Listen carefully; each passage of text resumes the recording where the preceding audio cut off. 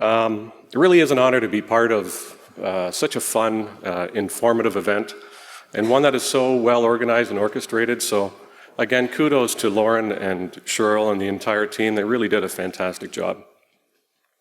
I have the pleasure of presenting a group of 4 speakers who spend their days coming up with ways to break the rules and go against the grain.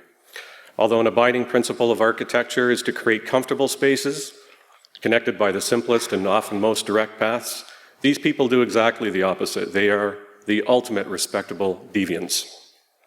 They focus on something I like to call the architecture of inconvenience. Their life's work is about creating unanticipated diversions, the element of surprise, elegant awkwardness, and even moments of utter confusion.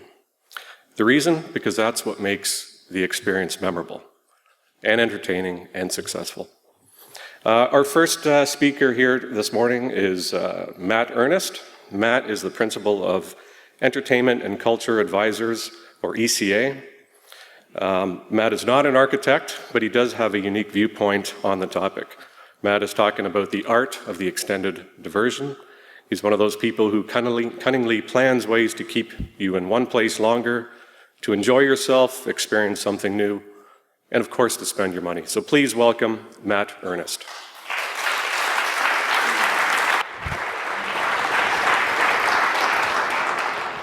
Thank you, Anthony. Good morning. My name is Matt Earnest with ECA. As Anthony pointed out, there's a lot of fantastic architects, engineers, technologists, storytellers in this room. I am not one of them.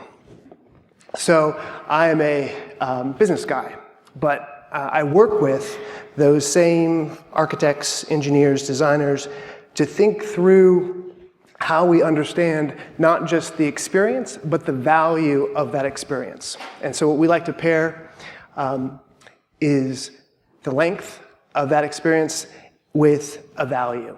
Because ultimately, the sustainability that we're looking for is that financial sustainability that allows us to expand those concepts and roll them out. So today I want to talk about 2 things. I want to talk about time, because ultimately time is our business, and understanding how we warp, extend, enrich time, ideally lose time. And then while we are going to look at a lot of great examples of attractions over the next 2 days, I want to talk about 2 experiences that are remarkable in that there was a creative approach that allowed us to reimagine what a process could be for what were previously considered rather common experiences. And so we're going to talk about the process of buying Crayola products, and we're going to talk about joining the Rebel Alliance. So it can't be emphasized enough, but time is our business. Ultimately, the creative enterprise is to find a way to take you away from the common experience and give you an enriching entertainment experience that is a story, a space, an activity.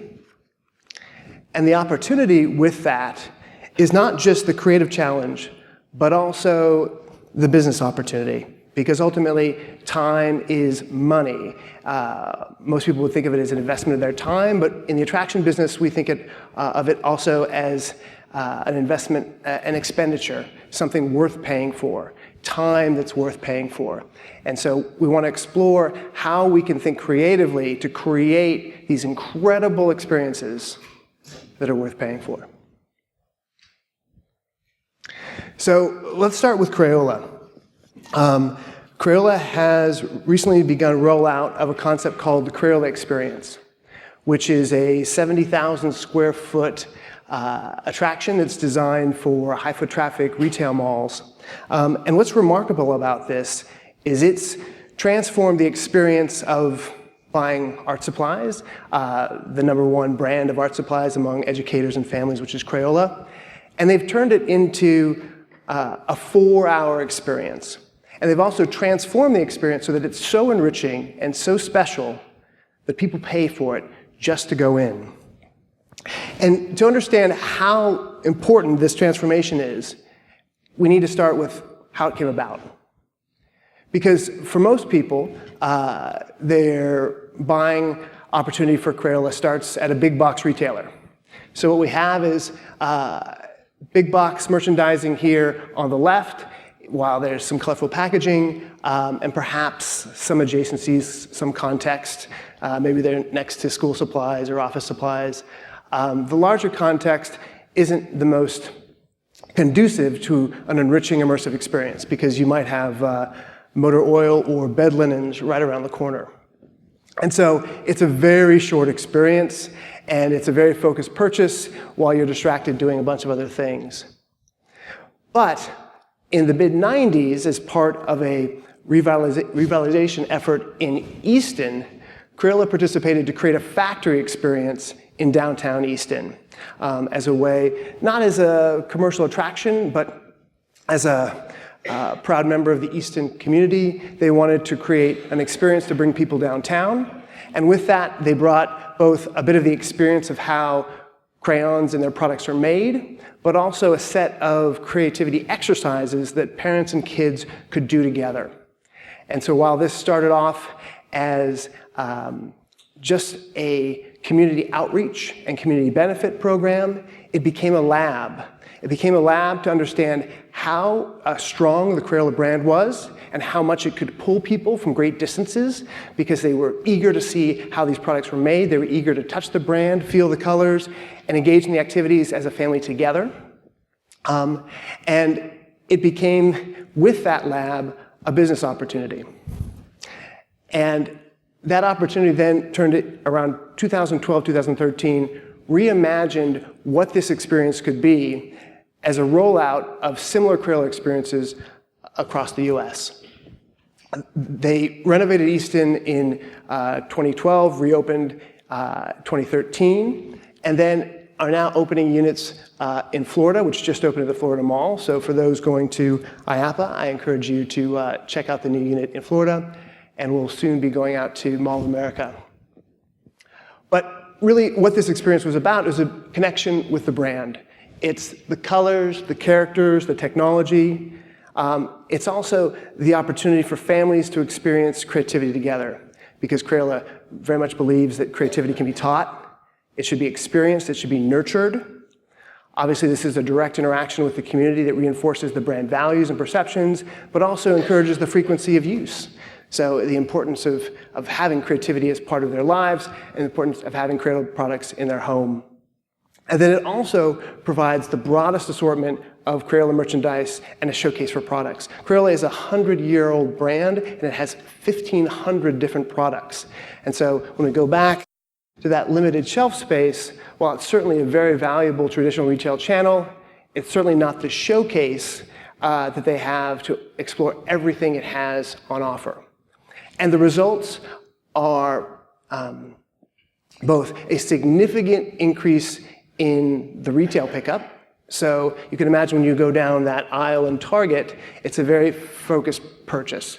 But when you're in an attraction for 4 hours and you've had time to play with all of the creative tools and play with model magic and all the new technologies and interesting things Crayola is doing, suddenly you're inspired to make a much bigger purchase. So it's about $30 average purchase in this Crayola unit versus what they would pick up, which could be less than $10 in the Crayola aisle. The important thing, though, is that the experience is so enriching and they have so much on offer that people pay to go into that experience. And that's a really important consideration as we think about what Crayola has achieved, because there's lots of examples of experiential retail. So there's brands that have built special flagship stores to communicate their brand values, and they're very much focused on the marketing aspect. But those can only go so many places because they invest so much in the expression of the brand that the stores themselves aren't necessarily as productive as a standalone business to roll out. But when you have brand experiences that are so enriching that people are willing to pay for that experience, it makes a sustainable business model that allows you to take that model, expand it, and roll it out. And so there's a big difference between what Crayola has achieved, and another great example is the Legoland Discovery Center, where they took what they learned from Legoland Parks and condensed it and combined it with what they knew about retail to also create an experience that is so compelling, it's both an attraction you pay for, but then also a fantastic retail experience. And when we talk about these exceptional attraction experiences in these types of contexts, they're always a mix of retail and something else. Another example is Kidzania, a very popular children's role-playing attraction that came out of Mexico, where sponsorship was the secret ingredient. And with that, you can then take, as I mentioned, the rollout opportunity. And so it's really about creating that business where you have the admission, which allows you to look at all sorts of opportunities and then take that brand center into all sorts of markets. So that was the idea of taking something as simple as buying Crayola products and transforming it into a 4-hour family experience that charges admission. When we look at other examples of traditional activities that have been reimagined, another great example is what Secret Cinema has introduced. Has anyone been to London and been to a Secret Cinema event? One, okay. It's really fun. And in this case, what Secret Cinema does, Sleep No More was brought up as an example, it combines a film screening with a role-playing event. So essentially, you live the film. And they create an extensive world with an extensive backstory, and you're given a role, and you assume that role with costume elements, and they take what would be a normal hour-and-a-half to 2-hour cinema experience, and they make it a full evening event. And for that, they're able to charge a tremendous premium over what you'd normally pay for a cinema ticket. So in this case, it's about 5 times what you'd spend. And because of the extent of the evening, because there's so much pre-show, and I won't give around too many details because they like to keep it secret. It's an extensive world with actors and role-playing, and within that, there's opportunities for all sorts of other purchases, namely lots of food and beverage and alcohol before the show and after the show. But when we think about this idea of time, we also have to think about the opportunity to extend even beyond just the term of hours. And so what Secret Cinema does, which I think is very creative and very innovative, is they take this idea of an identity. And so it starts before you go to the screening event, and you're given an identity, and you're put into a community, and you're given instructions for costume based on your rank and identity. But also, by being part of that community, they've created access to other events and other opportunities. So not only do you have Secret Cinema, in this case, the season was based on Empire Strikes Back, you also have Secret Cantina. And so if you are such a dedicated fan and you've spent the time on the costume to immerse yourself in the role, it's not a one-time opportunity to express that identity and be part of that community. Because Secret Cantina is a nightclub that then is open to everyone who has bought a Secret Cinema ticket to go and relive with that costume, that experience of being part of that community. So they've taken, we talked about Crayola taking the buying opportunity in a Target, which is maybe less than a minute, a few minutes, into 4 hours. Secret Cinema has taken the role-playing identity and started to add elements that take it from an evening into days. Really important to understand how we've taken a cinema experience and now made it a season-long community event built around role-playing and being part of that film. And in summary, I think the important thing about how we think about creating that value, there's lots of design elements that go into that. Obviously, it starts with an environment. So we talked about Crayola, creating 70,000 square feet of creativity. With Secret Cinema, it's recreating the opportunity to live in that world and join the Rebel Alliance. It's the identity, so giving people the opportunity to identify and associate. In one case, Crayola is identifying with a brand that's trusted and loved for creativity and enrichment. And then it's also creating such a premium expression of that identity and environment that it's worth paying a premium admission. And there's examples of this creativity applied in all sorts of new contexts.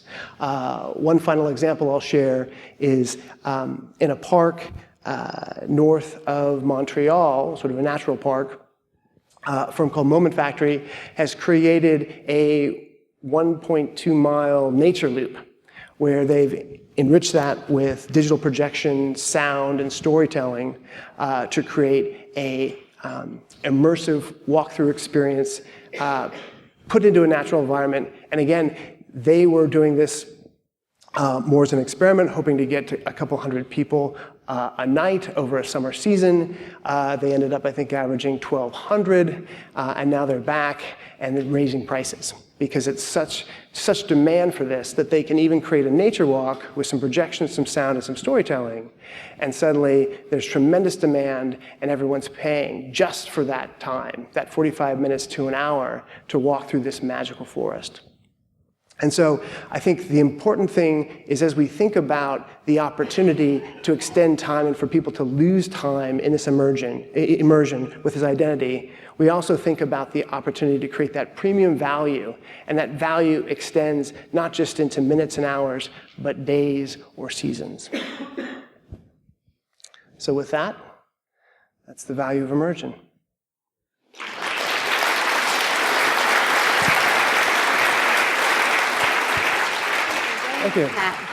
Thank you very much.